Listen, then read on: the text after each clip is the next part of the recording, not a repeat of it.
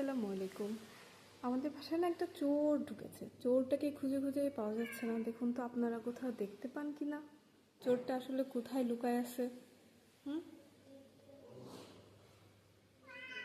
দেখুন তো দেখা যায় কিনা।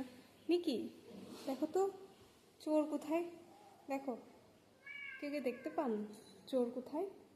হ্যাঁ হ্যাঁ,